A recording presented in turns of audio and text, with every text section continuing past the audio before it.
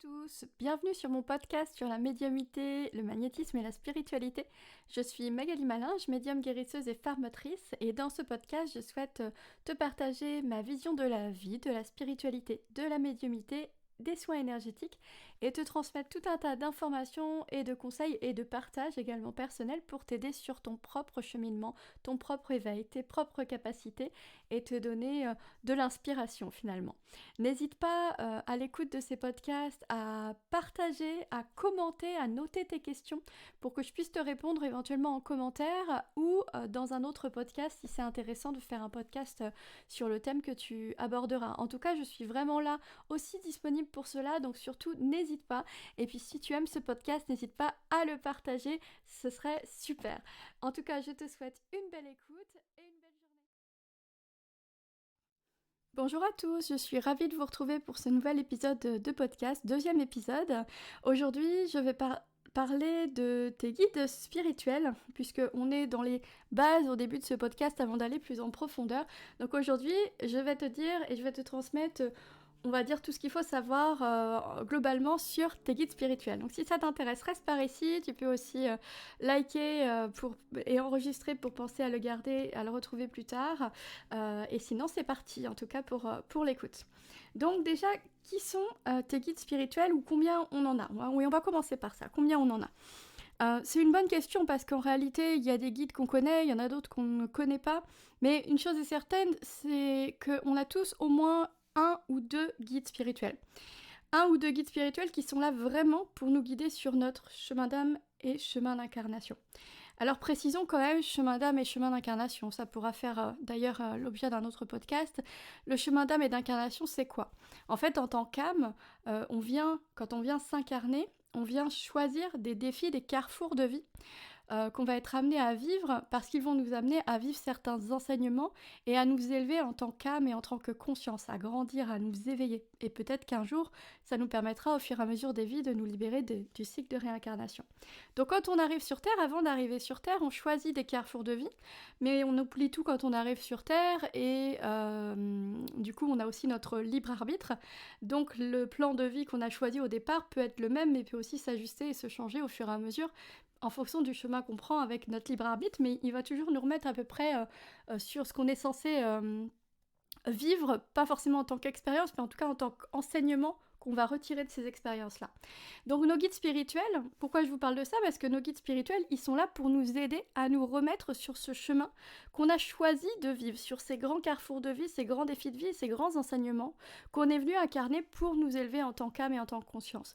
Et ce qui est intéressant de comprendre, c'est que quand on suit vraiment l'appel, la voie indiquée par nos guides, eh bien forcément, ça nous amène dans un alignement, parce que c'est l'alignement à notre âme de ce qu'elle a choisi, même si on s'en souvient pas. Et dès lors qu'on est dans une forme d'alignement, tout est beaucoup plus fluide, tout est beaucoup plus juste, tout est beaucoup plus abondant, épanouissant, et il y a beaucoup plus de bien-être finalement. Et vous remarquerez dans votre vie que chaque fois que vous êtes dans l'erreur, ou que vous n'êtes pas sur le bon chemin, bah bizarrement tout se bloque, ou devient limitant, ou conflictuel, ou difficile, ou ralenti. Bah parce qu'en fait, notre âme, en fait, tout comme être en lien avec nos valeurs, hein, ça pourrait marcher pareil, mais là je vous parle spécifiquement du plan d'incarnation, elle est venue vivre certaines choses. Donc si à un moment donné, les choix que l'on fait dans notre libre arbitre nous amènent complètement sur un chemin qui est pas du tout juste pour nous à l'instant T, parce que tout est vraiment dans l'ici et le maintenant, ça peut être juste à un moment et pas juste à un autre, par rapport à notre âme, là les guides ils vont aussi nous envoyer des messages et il y a des choses à travers des expériences qui vont devenir limitantes. Donc nos guides ils peuvent nous envoyer des messages de plein de manières, mais ils sont là vraiment, que ce soit dans l'information positive ou pour nous montrer qu'il y a un truc qui va pas, ils sont là pour nous donner, nous guider en fait à avancer sur le plan d'incarnation qu'on a choisi en tant qu'âme avant d'arriver sur Terre. Et il y a au moins un de ces guides qui était là dès le moment de l'incarnation, avant l'arrivée sur Terre, et qui nous a déjà accompagnés dans cette descente du divin vers le plan terrestre. Donc il y en a au moins un qui est là depuis très très longtemps, qui est là depuis le début, depuis notre arrivée sur Terre, mais c'est pas forcément le cas de tous les guides, pardon. Donc ces guides spirituels-là, ce sont vraiment les guides qui nous accompagnent sur notre chemin d'âme et d'incarnation. C'est important de vous préciser ça parce que quelquefois on parle d'ange gardien, de guide spirituel, on parle de défunt qui nous guide, et en fait ça va pas être la même chose. Un défunt, évidemment, si on le connaît, si on l'a connu dans cette vie, bien sûr qu'il peut être un guide pour nous dans cette vie en nous envoyant des messages, en nous faisant des coucous et en nous conseillant. Bien sûr, ça peut arriver quand on a un lien très très fort avec un être cher qui disparaît, ça peut arriver qu'il vienne nous guider dans l'au-delà. Pour autant, ce n'est pas un guide spirituel, ça peut être un guide, on va dire, de vie, mais pas un guide spirituel. Parce que, mettons que vous appelez et que vous communiquez avec Mamie Rose, hein, je dis n'importe quoi, et ben Mamie Rose, quand vous allez la solliciter ou qu'elle, elle va vous parler avec la Mamie Rose qu'elle était, avec sa personnalité, son histoire, ses expériences, ses croyances, etc., etc. Donc ce qu'elle va vous donner comme conseil, c'est le conseil que vous auriez pu avoir de son vivant de Mamie Rose. Mais est-ce que c'est juste et bon pour vous ici et maintenant? Est-ce que c'est juste par rapport à votre plan d'incarnation, votre chemin d'incarnation, qui vous permettent d'être de plus en plus aligné et donc de plus en plus épanoui et dans un sentiment de réalisation de soi? Peut-être pas, peut-être que oui, peut-être que non. Mais c'est là toute la différence entre communiquer avec un défunt qu'on connaît ou un guide spirituel. Notons quand même qu'on a des guides spirituels qui peuvent être des défunts, mais les guides spirituels sont rarement des défunts que l'on a connus, tout simplement parce que la plupart ne sont pas suffisamment évolués pour avoir une mission dans l'au-delà d'accompagner d'autres êtres sur leur chemin de vie. Malgré tout, je ne veux pas enfermer dans une définition toute faite. Moi, c'est ce que m'ont dit aussi mes guides, c'est l'expérience que j'en ai depuis 22 ans de médiumnité. Mais il peut y avoir d'autres vérités. Donc je ne veux pas vous enfermer là-dedans non plus. C'est la vérité qui est la mienne, mais peut-être que ça existe. En tout cas, c'est pas le regard que j'en ai. Et qu'ont beaucoup de gens aussi à ce propos-là. Donc moi, je voulais vous dire ça quand même, parce que quand vous appelez vos guides spirituels, au moins vous êtes sûr que c'est raccord à ce qui est juste et bon pour vous, ici et maintenant, sur votre chemin d'incarnation. Et ces guides spirituels, ça peut effectivement être dans le qui sont-ils ou des défunts de votre lignée ou qui ne sont pas de votre lignée d'ailleurs, peu importe, mais qui sont suffisamment anciens la plupart du temps en tous les cas pour pouvoir vous accompagner en tant que guide. Donc à ce moment-là, ce sont des êtres qui ont été des êtres humains, donc des êtres incarnés, donc ils peuvent effectivement avoir un prénom qui correspondent par exemple à leur dernière incarnation, mais en même temps ils ont eu d'autres incarnations en tant qu'être humain, donc ils ont d'autres prénoms aussi.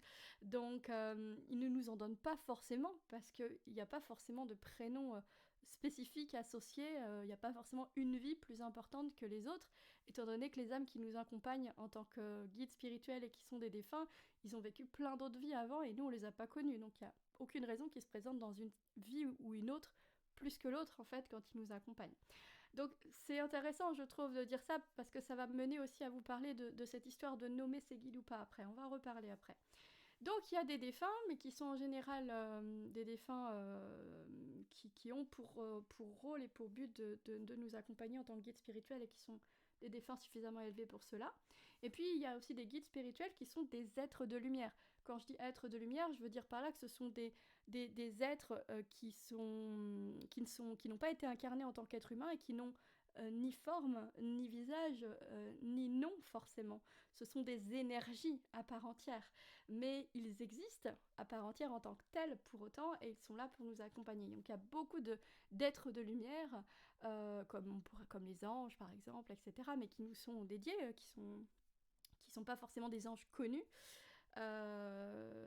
et qui nous accompagnent en fait sur nos chemins d'âme, d'incarnation, de vie. Donc voilà pour le qui sont-ils.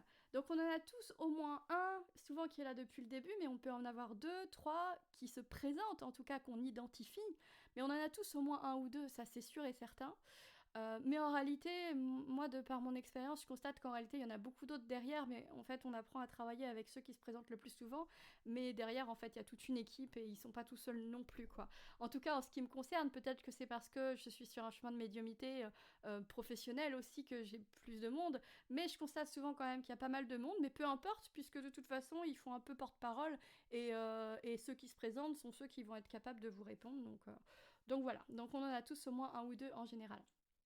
Donc leur rôle, comme je vous ai dit, effectivement, c'est de nous aider à avancer sur notre chemin d'incarnation et de vie, à travers les défis qu'on est venu incarner, ce qu'on est venu apprendre sur Terre, et de nous aider à nous souvenir de l'être véritable que nous sommes, c'est-à-dire de l'être divin, notre âme, notre essence, qui on est véritablement en tant que moi divin, parce que notre moi terrestre, c'est qu'une partie de notre moi tel que nous avons été créés au tout départ. Et on a oublié ce moi divin-là quand on s'incarne, mais en réalité, on n'est qu'une partie de cela, et le divin est tout autant en nous qu'à l'extérieur de nous. Donc, une de nos missions d'incarnation, c'est de nous souvenir que la lumière, elle est aussi en nous, qu'on est aussi du divin, qu'on fait partie du divin, qu'il coule à travers nous, et à travers tout ce qu'il y a autour de nous sur Terre et dans le cosmos. Et puis la deuxième chose qu'on a à apprendre par conséquent, puisque le divin et la lumière est à l'intérieur de nous, c'est aussi d'apprendre à nous aimer tels que nous sommes dans le côté unique que nous avons, parce que c'est en venant apporter au monde ce qu'on a d'unique qu'on pourra nous réaliser, être épanouis et heureux nous-mêmes, et qu'on pourra, qu'on en soit conscient ou pas, inspirer d'autres personnes à faire de même. Donc on a tous cette voie-là, cette première mission-là, au-delà des missions de vie dont on peut parler et qu'on parlera peut-être dans un autre podcast, cette mission-là de se souvenir qu'en fait on n'a jamais été séparé du divin, qu'il est partout en nous et autour de nous, dans tout ce qui est vivant en fait, puisque le divin c'est la vie, c'est l'amour et la vie. Et puis de nous souvenir de qui on est, et de nous aimer tels que nous sommes, et de venir partager qui nous sommes dans le monde, en toute ouverture du cœur et liberté. Donc nos guides, ils sont là pour nous guider aussi sur ce chemin-là, en plus des défis que l'on a choisis, des carrefours de vie que l'on a choisi de vivre avant d'arriver sur Terre, et ils nous apportent donc des réponses au quotidien, des clés de compréhension, des ressources pour avancer dans notre vie et nous aider à nous élever de toutes les façons possibles. Ils nous aident à mieux nous connaître, à nous aimer, à nous libérer de tout ce qui nous entrave.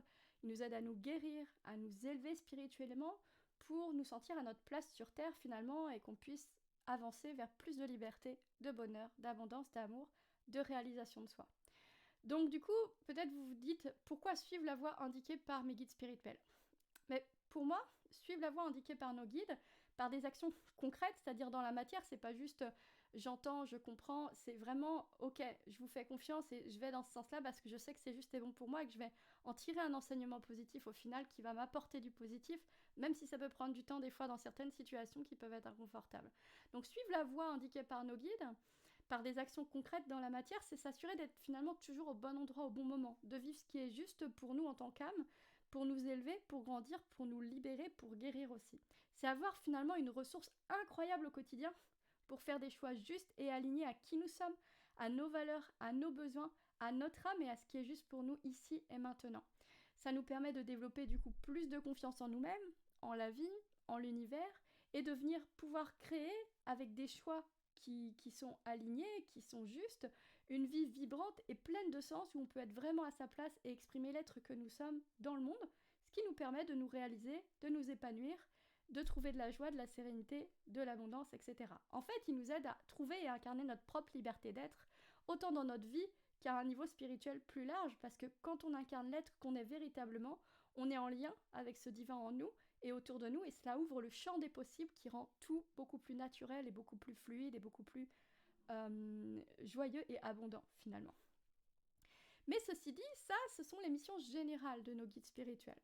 Mais il y a aussi des guides qui arrivent dans la vie et qui vont repartir et qui restent pas toute la vie. Il y a des guides qui sont là depuis le début, au moins un, et puis il y en a qui arrivent à un moment T parce que vous êtes prêts à être accompagnés sur une thématique donnée, et ils vont repartir à un moment donné peut-être. Voilà.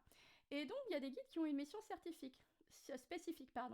Certains sont des guides de vie et d'autres nous guident dans notre mission de vie, notre mission spirituelle, parce qu'on a aussi une mission de vie au-delà de nous souvenir qu'on n'a jamais été séparés du divin et que le divin est à l'intérieur de nous et de nous aimer nous-mêmes. Ça, ce sont des missions communes à tous. On a aussi une ou des missions, on va dire, plus spécifiques, qui sont pas forcément des métiers, hein, parce que souvent quand on parle de mission de vie, on dit moi je suis guérisseur, je suis ci, je suis ça.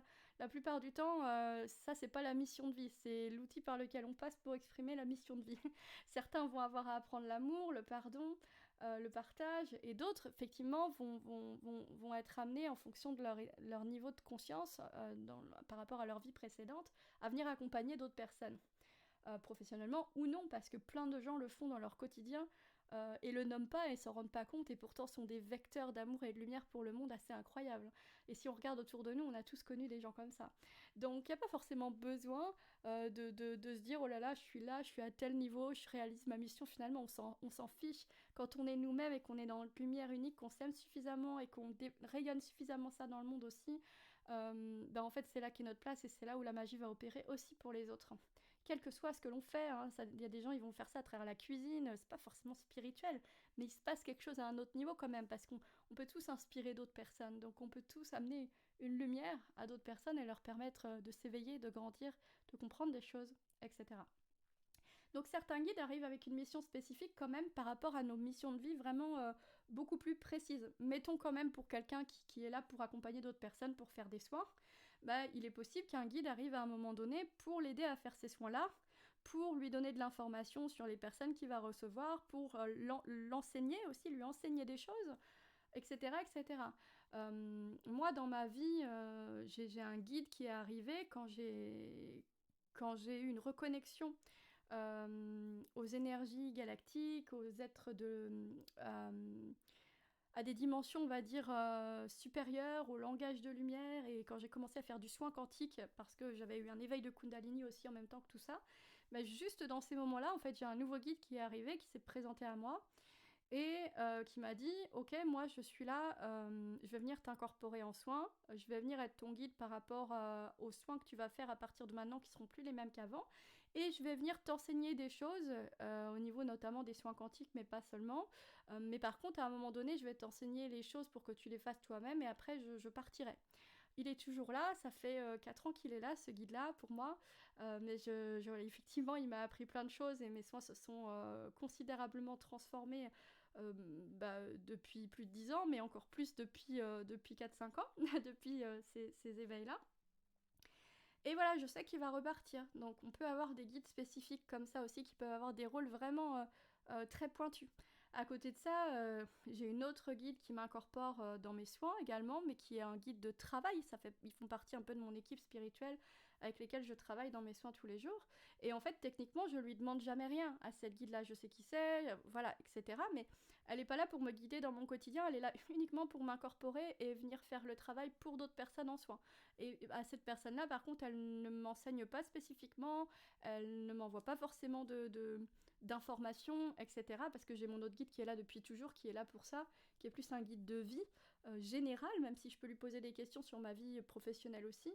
Mais voilà, chacun a un rôle bien distinct, et en dialoguant avec eux, je me suis aperçue vraiment que c'était souvent comme ça pour moi, mais aussi pour les autres, puisque je dialogue aussi avec les guides d'autres personnes. Donc ils peuvent avoir des missions spécifiques. Et j'ai oublié de vous dire tout à l'heure, je vous parlais des guides défunts. L'ange gardien, du coup, c'est pas un guide spirituel, puisqu'il n'est pas là pour nous guider sur notre chemin d'âme et d'incarnation.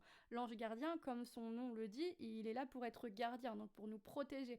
Donc il va pas être là pour nous mettre des petits cailloux comme le petit pousset et nous guider sur le bon chemin. Il est là pour nous protéger, donc on peut le contacter pour demander protection, tout comme nos guides classiques aussi. Nos guides spirituels, mais voilà, c'est pas un guide spirituel, donc je parle pas des anges gardiens, on va dire, dans ce podcast. Excusez-moi pour la petite parenthèse. Donc du coup, j'en viens à nommer ou pas ces guides. Est-ce qu'il est nécessaire ou pas de nommer ces guides ? C'est une chose importante. Moi, j'entends plein de gens qui me disent « Mais comment tu sais c'est quoi le prénom de tes guides ? Moi, j'aimerais bien connaître les noms de mes guides. Je sais pas comment dialoguer avec eux. Je sais pas comment les appeler. Donc du coup, forcément, je reçois rien. » Mais en fait, c'est pas parce qu'on sait pas forcément comment les appeler qu'on reçoit rien, et c'est pas parce qu'on leur donne pas de nom qu'on ne peut pas dialoguer de manière fluide avec eux. Moi, pour information, j'ai commencé à dialoguer avec mes guides, j'avais 18 ans, donc ça fait 22 ans, et 22 ans que je les écoute non-stop parce que j'ai choisi, j'ai mon libre arbitre, mais j'ai tellement vu la ressource que c'était, tout ce que ça pouvait m'apporter, que ça fait 22 ans que je les écoute les yeux fermés, et je me mets en action les yeux fermés dans le sens où ils m'amènent, même si c'est pas toujours joli dans un premier temps, mais avec vraiment de la confiance, et ça m'a permis de développer une foi inébranlable, parce que en 22 ans, à aucun moment je n'ai eu à déplorer ou à regretter le choix que j'ai fait en suivant, même dans l'inconnu et même dans la difficulté, l'orientation vers laquelle mes guides m'envoyaient. Donc ça, je trouve ça juste incroyable, et c'est pour ça que vraiment je le partage. C'est un partage du cœur pour moi, parce que vraiment 22 ans c'est énorme, et jamais je n'ai eu à le regretter. Donc, et pendant ces 22 ans, il y a au moins les 10 premières années où à aucun moment je n'ai donné ni recherché de nom de mes guides. En fait, j'avais juste cette conscience avec le déploiement de ma médiumnité qui se faisait, que j'étais pas toute seule et que je faisais partie de quelque chose de plus grand et qu'il y avait des âmes qui étaient là pour m'accompagner. Et puis je sentais cet amour-là et cette volonté positive qui m'accompagnait de leur côté. Mais à aucun moment je me suis dit, bah tiens, quel est votre nom? Enfin, honnêtement, ça m'a même pas traversé l'esprit à l'époque. Donc du coup, en fait, j'ai commencé à leur parler sans chercher, sans savoir qui était là, est-ce que c'était les bonnes personnes ou pas, parce que je débutais dans mes premières années.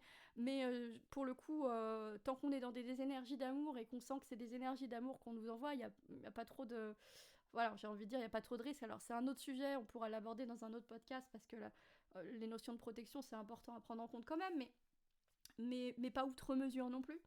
En tout cas, moi, il n'y avait rien qui me faisait dire que j'avais pas de raison de les écouter, d'autant que tout ce qu'ils m'envoyaient comme message, c'était juste, c'était pertinent, ça fonctionnait à chaque fois, ça avait du sens. Quand ils me parlaient de choses qui n'étaient pas encore arrivées, ça marchait aussi à chaque fois. Donc, en fait, j'ai jamais eu à le regretter, jamais, à aucun moment. Ça m'a toujours amené plus haut, plus loin. Et en fait, pendant des années, je me suis dit, c'est fou, ça m'amène vraiment de plus en plus haut, de plus en plus loin.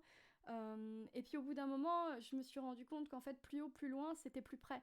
Parce que plus j'allais haut, plus j'allais loin, en fait, plus je me rendais compte que je me rapprochais de moi-même, de mon essence, de qui je suis vraiment, et plus je gagnais en liberté, en sérénité, en épanouissement, et même en réalisation de soi, parce qu'aujourd'hui, j'ai la chance de pouvoir dire que je me réalise, j'ai un sentiment d'accomplissement en termes de réalisation de soi, et ça m'a amené là, ces 22 ans, à un moment donné. Enfin, avant 22 ans, hein, ça fait déjà un moment que ça dure, mais ça m'a mené là, et à aucun moment, les premières années, j'ai demandé, ok, qui est là, qui me parle, c'est quoi votre nom? Donc ça veut bien dire qu'on n'est pas obligé de connaître leur nom pour être capable de leur parler. Ce qu'il faut savoir, c'est que nos guides spirituels, s'ils nous ont choisi de nous accompagner, c'est qu'ils sont sur un plan vibratoire qui leur permet de nous être accessibles. S'ils étaient sur un plan vibratoire trop élevé et que notre propre vibration ne nous permettait pas de communiquer avec eux, ce serait du non-sens puisqu'ils sont là justement pour être disponibles pour nous et pour nous accompagner sur notre chemin d'âme et d'incarnation. Donc ils sont dans des plans vibratoires qui sont proches de notre vibration et qui est différente pour chacun bien sûr, et qui font que ils nous sont accessibles à tous et à tous tout le temps en fait, et sans qu'on ait besoin forcément de les nommer. Ça c'est très important. À partir du moment où vous dites moi j'y crois, je sais que j'ai des guides, j'appelle mes guides spirituels et je les nomme bien guides spirituels, ok mes guides spirituels, est-ce que vous pouvez me dire, est-ce que vous pouvez me conseiller ci, est-ce que vous pouvez me conseiller ça, m'envoyer un signe, un message, etc. C'est ok. Après, j'entends et je comprends quand même, et ça mes guides me l'ont envoyé aussi, que le fait de nommer un guide, ça peut nous aider, parce qu'en tant qu'être humain, on aime bien mettre des choses dans des cases, et en fait, on aime bien comprendre des choses, analyser les choses, voilà, c'est le propre un petit peu de l'être humain. Donc du coup, en fait, ça nous aide, parce que quand on a un prénom, en fait, on va parler plus facilement, on a l'impression de pouvoir créer du lien plus facilement et de nouer une relation plus facilement finalement. Donc ça peut être intéressant quand même, à un moment donné, d'avoir un prénom. Mais voilà, si c'est un défunt que vous n'avez pas connu, comme c'est le cas la plupart du temps, ou un être de lumière qui n'a jamais été incarné, il n'en a pas techniquement, ou en tout cas il n'en a pas un spécifique attitré, en tant qu'âme qui a connu toutes ses vies, si c'est un être qui a été incarné, et encore moins en tant qu'être de lumière. Donc en fait, s'il nous en donne un, moi il y a une chose que j'ai constatée au fur et à mesure du temps, c'est qu'il va toujours nous en donner un qui a du sens quand même. C'est-à-dire que ça peut être intéressant d'aller voir la symbolique du prénom, alors la symbolique spirituelle, mais aussi la personnalité du prénom, les deux, parce qu'on ne va pas forcément avoir les mêmes informations. Et vous allez voir que la majorité du temps, le prénom qu'il nous donne, la personnalité du prénom correspond à quelque chose qui va nous parler, qui nous ressemble ou qui correspond à ce dont on a du mal à ce qu'on a du mal à guérir, ou au contraire qui ressemble à nos plus grandes qualités. Et dans la symbolique spirituelle du prénom, très souvent on va retrouver des choses qui vont faire sens et qui vont correspondre en fait pour lui. Une manière de nous envoyer ce prénom, c'est une manière de nous dire je t'accompagne par rapport à ça, je t'accompagne dans l'être véritable que tu es, et c'est ça que tu es. Donc quelque part je te donne ce prénom parce que c'est un prénom qui ressemble à une partie de qui tu es et que je viens t'aider à accompagner. Il peut aussi nous donner ce prénom pour l'énergie qu'il représente lui et qui représente la mission qu'il vient faire pour nous. Par exemple, moi, le dernier guide qui est arrivé et qui vient m'incorporer et m'apporter des enseignements par rapport à mes soins canalisés, le prénom qu'il m'a donné, c'est clairement pas un prénom qui est par rapport à moi. C'est un prénom qui représente son énergie à lui. Par contre, quand je vais voir la signification, qui a un prénom, je sais plus si c'était viking ou quoi, je me souviens même plus. Clairement, j'ai très bien compris et conforté ce qu'il m'avait déjà dit avant sur ce qu'il allait venir m'enseigner, parce que ça correspondait vraiment à l'énergie de ce qu'il m'envoyait dans les messages, à sa personnalité, et puis même au thème qu'on aborde ensemble, parce que la symbolique du prénom était très liée à la spiritualité notamment. Donc voilà, on peut nommer ses guides, on peut ne pas les nommer aussi, les deux sont possibles. Si vous souhaitez nommer vos guides, soit vous êtes suffisamment à l'aise dans la canalisation des messages de vos guides. Au passage, je fais un stage de canalisation, donc si ça vous intéresse, c'est en présentiel, mais vous pouvez aller voir sur mon site pour les informations. Si vous êtes à l'aise là-dedans, vous pourrez leur demander un prénom. Par contre, si vous n'êtes pas à l'aise là-dedans, vous pouvez demander à un médium. Alors n'allez pas voir un cartomancien parce qu'il ne canalise pas des messages de guide, il utilise un support et la compréhension de son support et son intuition. Donc il ne sera pas forcément en capacité de recevoir, s'il n'est pas médium ou chaman, un prénom. Mais un médium ou chaman pourrait, peut-être, ça dépend desquels, vous répondre à cette question. Donc ça peut être une manière d'y répondre, mais encore une fois, c'est pas bien grave, on n'en a pas forcément besoin. Donc je tiens quand même à préciser cela. Ensuite, que vous dire d'autre par rapport aux guides ? Le simple fait d'appeler nos guides spirituels par notre intention nous connecte à eux, en fait. Comme je vous l'ai dit tout à l'heure, ils sont sur des plans vibratoires qui nous sont accessibles puisque c'est leur rôle d'être disponibles aussi pour nous. Donc ils sont toujours présents dès lors que nous les sollicitons à l'instant T, quasiment immédiatement. En fait, c'est même immédiatement tout court. Et en fait, je trouve ça assez intéressant de voir que souvent sur les réseaux, dans les formations, sur YouTube, on voit des méditations pour partir à la rencontre de son guide. En fait, c'est bien quand on veut faire une petite initiation, quand on veut commencer tout doucement et quand on veut partir un petit peu en voyage. Mais en vrai, on n'a absolument pas besoin d'une méditation pour aller à la rencontre de son guide. On va lui parler comme s'il était en face de nous à la terrasse d'un café. Donc c'est une question de croyance, c'est une question de foi. Et à un moment donné, il y a bien une part de vous qui va décider de croire. Le seul truc, c'est quelque chose que je vous dis aussi souvent, c'est que l'être humain a souvent tendance à vouloir croire pour passer à l'action. Parce que tant qu'il croit pas, il a aucune raison de passer à l'action. Le problème, c'est que tant qu'il passe pas à l'action en décidant de croire d'abord, il connaîtra jamais de résultats qui vont venir conforter le fait que, ok, ça marche, et donc j'ai raison d'y croire. Et en le sens inverse, il fera jamais d'action s'il attend de croire pour faire, et donc du coup, ça confortera sa croyance qu'il ne sait pas s'il y croit, ou il ne sait pas si ça marche, ou qu'il n'est pas capable de le faire. Donc il y a bien un moment donné où dans ces vies, ces éveils spirituels, on nous demande de faire une forme d'acte de foi et de décider de croire, même si on a un petit vélo dans la tête qui nous dit ok, j'y crois pas tout à fait, mais je décide d'y croire quand même, j'y vais quand même, j'essaye d'avoir le cœur ouvert par rapport à ça, l'esprit ouvert par rapport à ça, et puis on verra bien. Mais il y a bien un premier chemin à faire comme ça, puis après la confiance se nourrit d'expérience, bien sûr, plus on va communiquer, plus on va pouvoir nourrir cette confiance-là dans le dialogue avec nos guides et dans ce qu'ils peuvent nous apporter, surtout quand on met en action derrière leurs conseils et qu'on voit tout ce que ça peut nous apporter. Donc avec le temps, on développe évidemment la relation, on développe de la confiance et on peut même développer une foi incroyable, comme c'est mon cas. Mais il y a bien un moment donné où il faut décider de croire, d'avoir la foi en ces guides et en fait qu'ils sont là et qu'ils existent. Avant de faire, pour faire. Parce que sinon, on va rester en stand-by et on vivra jamais aucune expérience par rapport à ça. Donc, si je peux vous conseiller quelque chose, c'est juste, si vous avez envie de faire des méditations pour aller à la rencontre de vos guides, pourquoi pas. Mais en fait, si vous décidez simplement de dire, moi j'y crois, même si j'ai besoin encore d'un peu d'expérience pour conforter ma confiance en tout ça et mieux maîtriser tout ça, je décide d'y croire aujourd'hui. Et dans ces cas-là, si vous décidez d'y croire, imaginez tout simplement que vous êtes à la terrasse d'un café avec un copain, une copine, et vous venez de lui raconter un truc. Donc là, vous êtes en face d'elle, vous venez de finir votre phrase, vous vous posez pas la question de si elle va vous répondre ou pas. Elle est en face de vous, vous savez qu'elle va vous répondre. C'est un dialogue, c'est intrinsèque, ça se fait naturellement.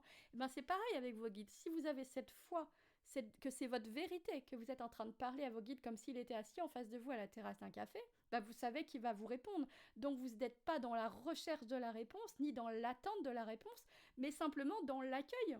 Parce que vous savez qu'il va vous répondre, mais vous ne savez pas forcément quand, comment, de quelle manière. Mais si vous êtes dans l'attente ou dans la recherche, vous serez dans le mental et vous passerez sûrement à côté.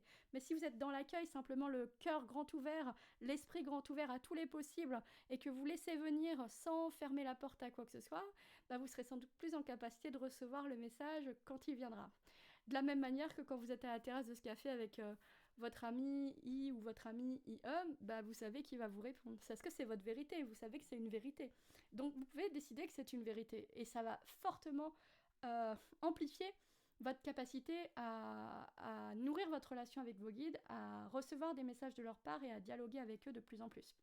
Même si pour ce qui est du dialogue fluide, c'est toute une autre histoire, évidemment, ça demande d'apprendre aussi à canaliser leurs messages, et voilà, ça se fait aussi dans le temps, puis il y a des techniques comme je vous disais tout à l'heure.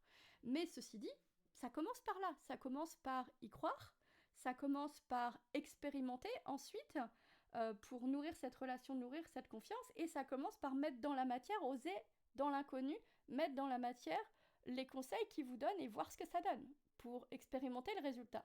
Et si vous faites ça, 1 fois, 2 fois, 10 fois, 30 fois, 100 fois, vous verrez la puissance que ça peut amener dans votre vie, la puissance de guérison, de libération, d'éveil. C'est juste exponentiel, c'est juste incroyable.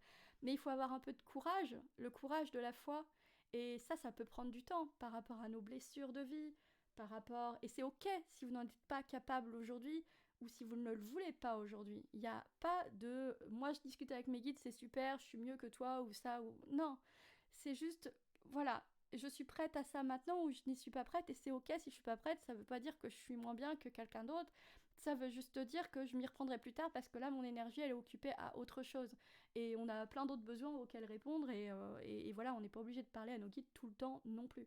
C'est important de parler de ça parce qu'on peut aussi excusez-moi l'expression, mais se foutre la paix et décider de ne pas les écouter pendant 6 mois. N'oublions pas que la première, entre guillemets, loi en tant qu'être humain quand on arrive sur Terre, c'est le libre arbitre. Et nos guides spirituels vont systématiquement respecter notre libre arbitre. C'est la première loi spirituelle et humaine.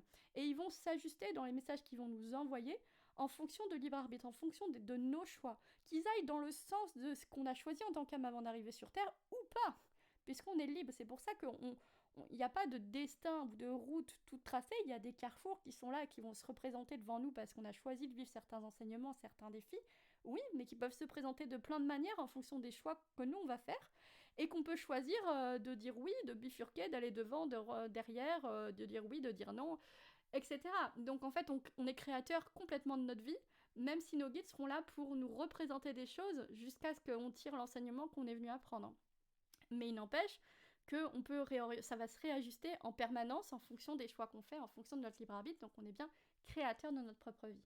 Et donc vos guides, ils vont respecter ce libre arbitre-là. Vos guides spirituels, ils ne jugent jamais, ils ne critiquent jamais, ils ne vous en veulent pas non plus si vous ne parvenez pas à avancer dans le sens de leur message et de leurs conseils. Ils vous laisseront toujours votre libre arbitre en termes de choix, d'action, de rythme, de temps de réalisation, que ce soit dans les guidances que vous recevez, dans les soins que vous recevez, enfin peu importe les messages que vous recevez de leur part.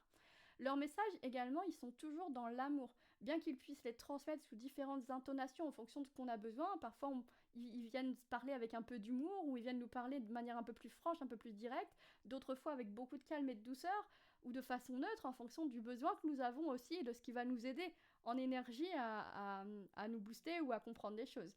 Mais techniquement, même s'ils utilisent différentes intonations, c'est toujours dans une perspective dans l'amour. Donc, quel que soit l'être avec lequel on communique en canalisation, aucun ne pourra jamais aller contre notre libre arbitre, c'est vraiment une question de choix. Mais cela nous dit plutôt que quoi que l'on choisisse, nos guides nous soutiendront toujours et viendront s'ajuster. Et c'est eux qui vont s'ajuster à nous, et pas le contraire, puisqu'ils sont là pour nous guider et pour être disponibles pour nous. Il ne peut pas en être autrement. Donc c'est pour ça que si vous vous posez les questions, si vous êtes bien en dialogue avec vos guides, et que vous avez des guides qui vous disent, qui vous orientent vers des choses qui ne sont pas dans l'amour, peut-être que vous n'êtes pas avec les bonnes personnes, et il vaut mieux réitérer plus tard et prendre du temps pour vous, prendre le temps de vibrer un petit peu plus haut si vous êtes fatigué, malade, ou qu'il y a des blessures qui prennent trop de place dans votre vie. ou simplement de faire à un autre moment, de faire des choses pour vous protéger, etc. Mais d'une manière générale, il y a vraiment pas de raison, mais ça peut arriver quand même, hein. Encore une fois, c'est pas le sujet pour l'instant de ce podcast. Mais vos guides, vous pourrez aussi les identifier comme ça, parce qu'ils sont jamais dans le jugement, toujours dans l'amour et toujours dans le respect de qui vous êtes. Et sur le long terme aussi, c'est-à-dire qu'il n'y a pas de faux pas, quoi. Il n'y a aucun moment où on sent, bah tiens, c'est bizarre, là on m'a dit un truc un petit peu chelou. Bon, peut-être que c'est pas vos guides dans ces cas-là. Mais encore une fois, c'est pas le sujet de ce podcast, donc là l'idée c'est plutôt de dire que vos guides ils vous soutiendront toujours. Donc il n'y a pas de volonté absolue de dire il faut que j'équipe tout le temps mes guides, c'est pas bien si je fais pas ci, c'est pas bien si je fais pas ça. Mais bien sûr que vous avez le choix, le libre arbitre et que vous êtes libre de faire ce que vous avez envie, qui vous convient, et peu importe que ça aille dans le sens de vos guides ou pas, dans le sens de ce que votre famille vous dit, vous faites ce que vous voulez en réalité. Donc ça c'est quand même super important parce que des fois dans la spiritualité, on a tendance à se mettre des carcans supplémentaires et franchement dans notre vie on n'a pas besoin de se mettre des obligations supplémentaires sur le dos en se disant que je suis pas capable de ci, je suis pas capable de ça, il faut faire ci, il faut faire ça. Non, vous faites ce que votre cœur a envie de faire en fait, ce que là où votre âme vous emmène. Et si c'est juste pour vous de communiquer avec vos guides aujourd'hui, avec toutes les informations que je viens de vous donner, ben soit commencer à dialoguer avec vos guides, que ce soit dans vos pensées, que ce soit par la parole, que ce soit en écrivant, en étant dans la nature. Simplement l'intention ça suffit. Si vous avez simplement une intention de connecter à vos guides encore une fois et de leur parler, ils seront là. Vous ne serez pas toujours en mesure de comprendre leurs retours et leurs réponses tout de suite, d'autant que quelquefois ils les envoient tout de suite et d'autres fois ça va être quelques jours après, quelques semaines, quelques mois, donc il faut rester ouvert d'esprit et en accueil, comme je vous disais tout à l'heure, pour pouvoir recevoir à un moment T, en tout cas jusqu'à ce que vous soyez capable de dialoguer de manière fluide. Mais voilà, si vous en avez le désir, c'est tant mieux. Mais s'il y a des moments où vous voulez faire une pause ou si vous n'en avez pas envie, bah, c'est ok aussi, hein, j'ai envie de dire, votre âme elle connaît le chemin. Et puis de toute façon, nos guides, encore une fois, ce sont des guides spirituels qui sont là pour accompagner notre chemin d'âme et d'incarnation.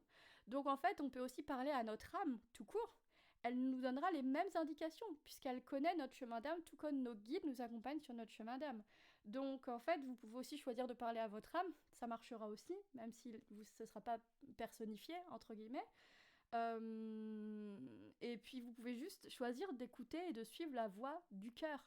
Parce qu'on dit le cœur connaît le chemin. Et ça c'est vrai, symboliquement et spirituellement, il connaît littéralement le chemin. Parce que le cœur est le siège de la conscience et de votre âme dans votre moi divin, votre moi entier. Et c'est le siège de toute votre histoire en tant qu'âme au sens large, de toutes les vies que vous avez vécues, de tout ce que vous êtes, dont vous n'êtes peut-être même pas conscient. Donc en fait, votre cœur, il connaît le chemin. Et déjà, en suivant la voie de votre cœur, bah, vous pouvez jamais vous tromper, vous serez toujours sur un juste chemin pour aller vers plus d'épanouissement pour vous. Et si vous écoutez bien dans la vie de tous les jours, en fait, et que vous apprenez vraiment à vous écouter, vous savez au fond si une chose est bien ou pas pour vous, si c'est un bon chemin ou pas. Parce que souvent vous vous êtes dit, ah je sais pas, je me méfie de tel truc ou je suis pas sûre, mais on n'écoute pas forcément toujours. Voilà, donc vous pouvez aussi choisir de suivre la voie de votre cœur, qui est la voie de votre âme. Et vos guides, en fait, c'est la même chose, parce que certes, là, c'est une énergie particulière, mais ils vont vous guider sur les mêmes thématiques, de la même manière que vous guiderez votre cœur et votre âme, finalement. Donc voilà ce que je voulais vous dire sur les guides spirituels. Je pense que j'ai déjà fait un bon petit tour par rapport à tout ça. Ces podcasts, pour information, ils sont spontanés, c'est-à-dire je fais une seule prise et je vous parle comme si vous étiez en face de moi. J'ai rien préparé, j'ai rien écrit. Donc c'est vraiment le reflet de ce que j'avais envie de vous dire et de l'expérience que j'en ai aussi.